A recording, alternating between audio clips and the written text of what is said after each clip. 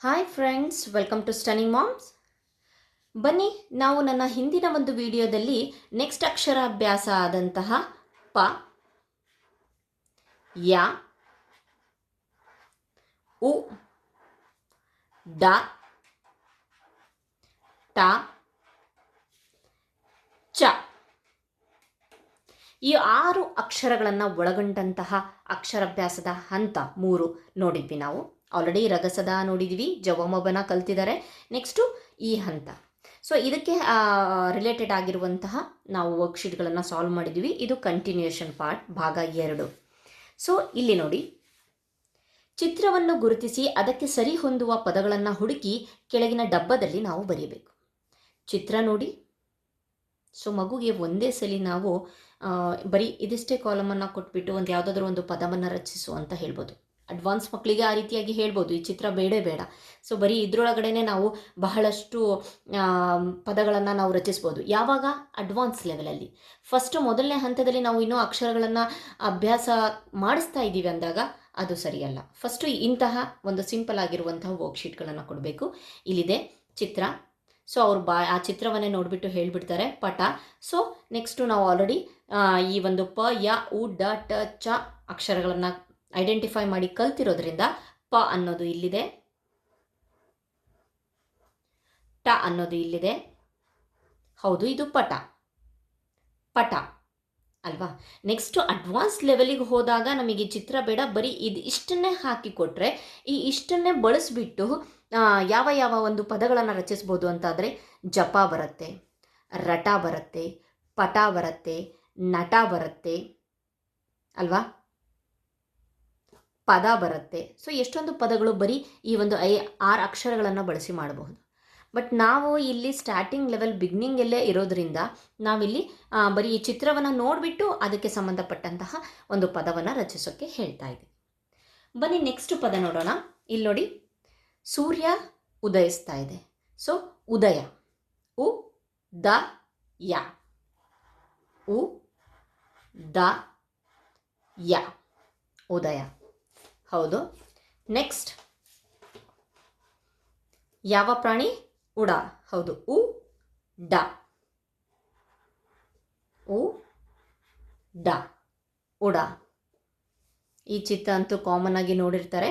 ಚಮಚ, ಚ, ಮ, ಚ, ಚಮಚ. ಸೊ ಇದು ಮುಗಿದ ಮೇಲೆ ನಾವು ಬೇಕಾದರೆ ಇಲ್ಲಿ ಬಳಸಿರುವಂತಹ ಫ್ರೆಂಡ್ಸ್, ಇಲ್ಲಿ ಯಾವ್ಯಾವ ಒಂದು ಲೆಟರ್ಸ್ಗಳನ್ನು ಬಳಸಿದಾರಲ್ಲ, ನಾವು ಹಿಂದೆ ಕಲ್ತಿರುವಂತಹ 2 ಮತ್ತು ಈಗ ಕಲಿತಿರುವಂತಹ 3ನೇ ಅಕ್ಷರಾಭ್ಯಾಸದೆಲ್ಲ ಒಳಗೊಂಡಿರುವಂತಹ ಅಕ್ಷರಗಳು. ಸೊ ಹಾಗಾಗಿಬಿಟ್ಟು ನಾವು ಈ ಒಂದು ವರ್ಕ್ಶೀಟ್ ಮುಗಿದ ಮೇಲೆ ಹಿಂದೆನೇ ನಾನು ಆವಾಗಲೇ ಹೇಳಿದ್ನಲ್ಲ, ಈ ಒಂದಿಷ್ಟು ಬಾಕ್ಸನ್ನು ಕೊಟ್ಟು, ಚಿತ್ರ ಬಿಟ್ಟು ಈ ಬಾಕ್ಸನ್ನು ಕೊಟ್ಟು ನಾವು ಎಷ್ಟು ಬೇಕಾದರೂ ಅಷ್ಟು ವರ್ಡ್ಸ್ಗಳನ್ನು ಮಾಡೋಕ್ಕೆ ಹೇಳ್ಬೋದು. ಅದು ಚಿರಪರಿಚಿತವಾದಂತಹ ವರ್ಡ್ಸ್ಗಳೇ. ಫಾರ್ ಎಕ್ಸಾಂಪಲ್ ಇಲ್ಲಿದೆ ಚಮಚ ಅಂತ ಕೊಟ್ಟಿರ್ತೀವಿ. ಈಗ ನೆಕ್ಸ್ಟು ಬರ್ತಿರುವಾಗ ನಾವು ಈ ಚಮಚ ಮುಚ್ಚಿಬಿಡಿ. ಸೊ ಇದನ್ನಷ್ಟೇ ಬಳಸ್ಕೊಂಡು ಇನ್ನು ಯಾವ ಒಂದು ಪದಗಳನ್ನು ರಚಿಸಬಹುದು ಅಂತ ಕೇಳಿ. ಅವ್ರು ಹೇಳ್ತಾರೆ ಸ ರ ಸರ, ಮ ರ ಮರ, ನ ರ ನರ, ಚ ರ ಚರ, ನ ಮ ನ ರಿಪೀಟ್ ತಗೊಂಡು ನ ಮ ನ ನಮನ, ಚ ರ ಮ ಚರಮ. ಸೊ ಈ ರೀತಿಯಾದಂತಹ ನೆಕ್ಸ್ಟು ಅಡ್ವಾನ್ಸ್ ಆಗಿ ನಾವು ಈ ರೀತಿಯಾದಂತಹ ವರ್ಕ್ ಸಹ ಅವರಿಗೆ ಕೊಡಬಹುದು. ಬನ್ನಿ ನೆಕ್ಸ್ಟ್ ವರ್ಕ್ಶೀಟಲ್ಲಿ ಏನಿದೆ ಅಂತ ಹೇಳಿಬಿಟ್ಟು ನೋಡೋಣ.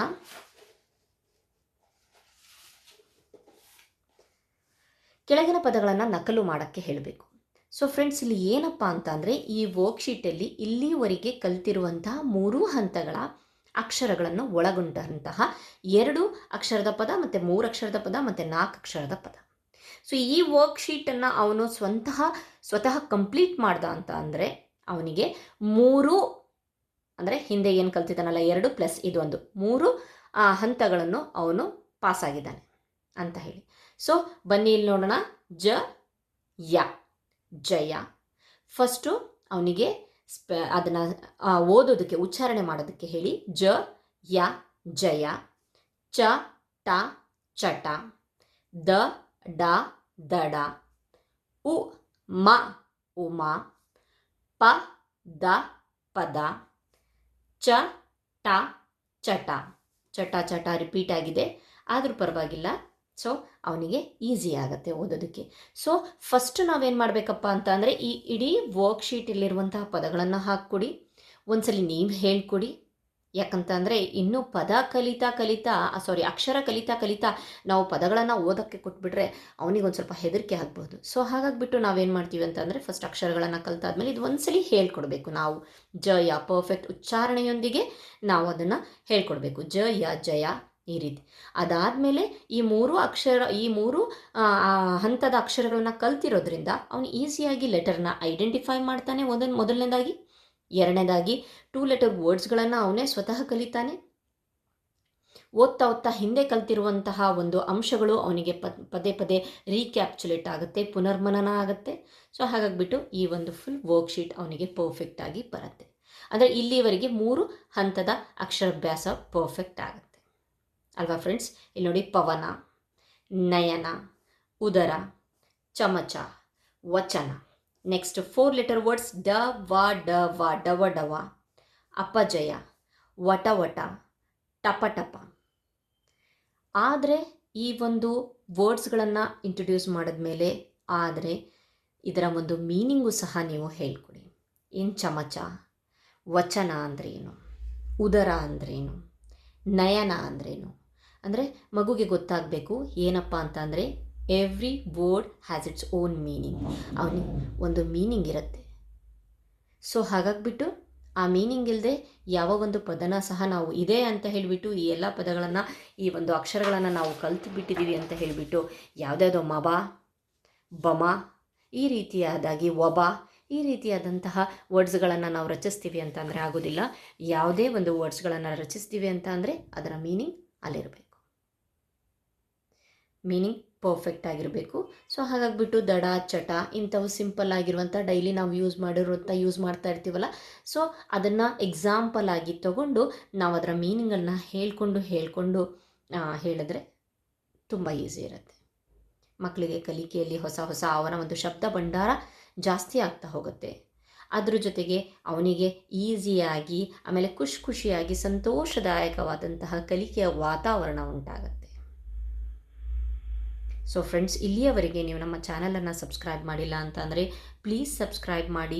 ಆಮೇಲೆ ಇನ್ನೊಂದು ಕಿವಿ ಮಾತು ಏನಪ್ಪ ಅಂತಂದರೆ ನೆಕ್ಸ್ಟು ಅಕ್ಷರಾಭ್ಯಾಸವನ್ನು ಕಲಿಯೋಕ್ಕೆ ನಾವು ಪ್ರಾಕ್ಟೀಸ್ ಮಾಡೋಕ್ಕೆ ಕೊಡ್ತಿದ್ದೀವಿ ಅಂತ ಅಂದರೆ ನೆನಪಿನಲ್ಲಿಟ್ಕೊಳ್ಳಿ, ಹಿಂದಿನ ಅಕ್ಷರಾಭ್ಯಾಸದ ಅಕ್ಷರಗಳನ್ನು ಒಂದ್ಸಲಿ ರೀಕ್ಯಾಪ್ಚುಲೇಟ್ ಮಾಡಿ ಮತ್ತೊಂದ್ಸಲಿ ಅವನಿಗೆ ಕೇಳಿ ಇದೇನು ಅಂತ ಹೇಳಿಬಿಟ್ಟು ಈ ರೀತಿಯಾಗಿ ಕೇಳಿ ಅದು ಆದಮೇಲೆ ಅಲ್ಲಿ ಪರ್ಫೆಕ್ಟ್ ಆಗಿದೆ ಅಂದಮೇಲೆ ನೆಕ್ಸ್ಟ್ 4th ಅಕ್ಷರಾಭ್ಯಾಸಕ್ಕೆ ಹೋಗಿ 4ನೇ ಹಂತಕ್ಕೆ ಕಾಲಿಡಬೇಕು. ಸೊ ಇದನ್ನು ನಾ ಕಲಿತಾ ಹೋಗ್ತಾ ಇದ್ದೇನೆ ಅಂತ ಹೇಳ್ಬಿಟ್ಟು ಕಂಟಿನ್ಯೂ ಮಾಡ್ಕೊಂಡು ಹೋಗೋದು. ಅದಾದಮೇಲೆ ನೆಕ್ಸ್ಟ್ ನಾವು ಅವಾಗ ಎಲ್ಲ ಒಂದು 10 ಅಕ್ಷರಾಭ್ಯಾಸದ ಹಂತಗಳನ್ನು ಮುಗಿಸಿದ ಮೇಲೆ ಇದೇನು ಅಂತ ಕೇಳಬೇಕು. ಇಲ್ಲಿಂದ ಮುಂದಕ್ಕೆ ಹೋಗಿರ್ತಾನೆ, ಆದರೆ ಇದನ್ನು ಮರೆತಿರ್ತಾನೆ. ಸೊ ಅದು ಬೇಡ. ಸೊ ಪ್ರತಿ ಸಲಿನೂ ನೆಕ್ಸ್ಟ್ ನಾವು ಹಂತಕ್ಕೆ ಕಾಲಿಡೋಕ್ಕಿಂತ ಮುಂಚೆ ಹಿಂದಿನ ಒಂದು ಹಂತದ ಅಕ್ಷರಗಳನ್ನು ನಾವು ರೀಕ್ಯಾಪ್ಚುಲೇಟ್ ಮಾಡ್ತಾ ಇರಬೇಕು. ಸೊ ಅವನಿಗೆ ಕೇಳ್ತಾ ಇರಬೇಕು ಯಾವ್ಯಾವ ಅಕ್ಷರ ಅಂತ ಹೇಳಿಬಿಟ್ಟು, ಅಲ್ಲಿ ನಮ್ಮ ಕಲಿಕೆ ಪರ್ಫೆಕ್ಟ್ ಆಗುತ್ತೆ. ಸೊ ನಾವಿಷ್ಟು ಕಷ್ಟಪಟ್ಟು ಕಲಿಸೋದು ಸಹ ಒಂದು ಯೂಸ್ಫುಲ್ ಆಗುತ್ತೆ. ಸೊ ಥ್ಯಾಂಕ್ ಯು ಫ್ರೆಂಡ್ಸ್, ಇಲ್ಲಿಯವರೆಗೆ ನಮ್ಮ ಚಾನಲನ್ನು ವೀಕ್ಷಿಸಿದ್ದಕ್ಕೆ ತುಂಬ ಧನ್ಯವಾದಗಳು. Thank you so much.